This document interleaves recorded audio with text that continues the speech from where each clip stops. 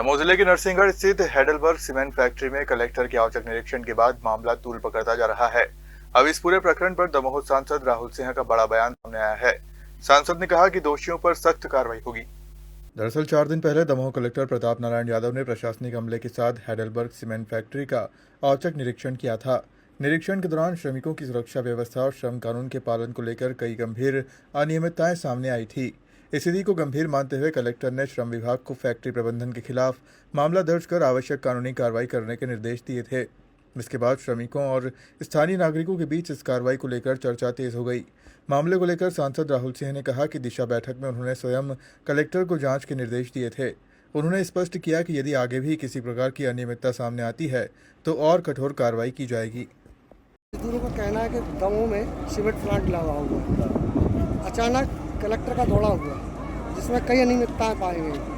तो इसमें ना तो सांसद कुछ बोल रहा है ना विधायक बोल रहा है, ये क्षेत्रीय लोगों का कहना है। तो उस पर क्या कहेंगे आप लोग? ये आपकी बात गलत है कि उसमें सांसद कुछ नहीं बोल रहे हैं। अभी दिशा की बैठक हुई थी, उसमें मैंने ही निर्देशित किया था। उस निर्देश के बाद ही ये कार्रवाई हुई है और अगर और अनियमितताएं रहेंगी तो और कार्रवाई की जाए। क्योंकि क्षेत्रीय जनता के मन में ये चीज़ आ रही है कि सपोर्ट नहीं मिल रहा है नेताओं को। नहीं, ये गलत जानकारी है आपके पास। अभी आप पता करेंगे कि पिछली दिशा की जो बैठक हुई थी उसमें आदरणीय व्यास जी है, उसमें मैंने ही निर्देशित किया था कलेक्टर को। उसी निर्देशन पर ही कार्रवाई, जो भी दोषी होगा कार्रवाई की जाएगी। आप बिल्कुल निश्चित ठीक कि जो हमारे श्रमिक भाई हैं उनको पूरा राशि नहीं मिल पा रही है। जो शासन के निर्देश हैं, जो कलेक्टर रेट मिलना चाहिए वो नहीं मिल पा रहा है और अधिक समय काम कराया जा, जो 8 घंटे काम कराना चाहिए उससे अधिक काम कराया जा रहा है और पेमेंट उतने ही दिया जा रहा है। और जो ओटी होती है वो डबल मिलना चाहिए, वो भी नहीं मिल पा रही है।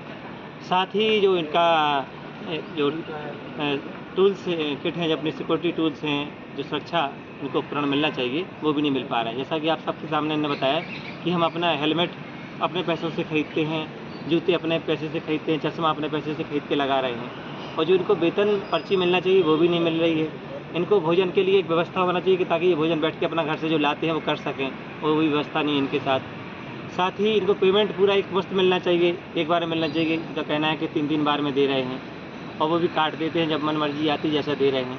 तो इस तरह की सब जो गड़बड़ियाँ पाई गई हैं इनको पूरा इनके ध्यान ले लिए गए हैं और इनके खिलाफ केस रजिस्टर कर दिया गया है और इसके खिलाफ कानून के हिसाब से कार्रवाई के खिलाफ की जाएगी और ये सुनिश्चित किया जाएगा कि इनका हक इनको मिले। हमारे श्रमिक भाई हैं, उनको जो हक मिलना चाहिए शासन के अनुसार, जो हमें इनको पैसा मिलना चाहिए वो इनको दिलाया जाएगा। तो सर हमारे श्रमिक भाइयों ने बताया है कि पार्किंग हमें गाड़ी बाहर खड़ी करना पड़ती है, उससे कभी पेट्रोल चोरी हो जाता है, कभी गाड़ी चोरी हो जाती है। तो इनको हिदायत दी गई है कि इनकी पार्किंग की व्यवस्था अंदर करें और सुनिश्चित करें कि उनकी किसी भी तरह से वाहन की क्षति ना हो, नुकसान ना हो। जिम्मेदारी होती है तो उनको प्रॉपर पार्किंग की व्यवस्था दें और उनकी सुरक्षा दें।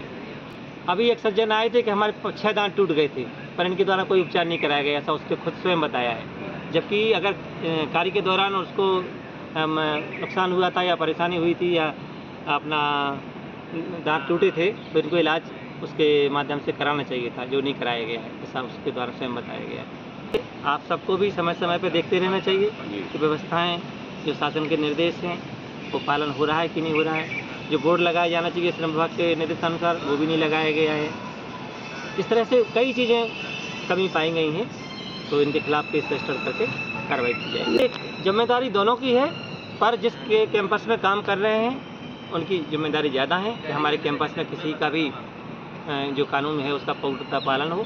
यदि बाहर के लोग गलती करते हैं तो इनको देखना चाहिए और उनका हक उनको दिलाना चाहिए। वैसे शासन की प्राथमिकता तो रहती है कि स्थानीय लोगों को दिया जाए, पर कई बार ऐसा होता है कि स्थानीय लोग उस तरह के कुशल नहीं होते हैं या उस तरह के एक्सपर्ट नहीं होते हैं, तो इनको बाहर से भी लेना पड़ती हैं, लेकिन प्राथमिकता स्थानीय लोगों को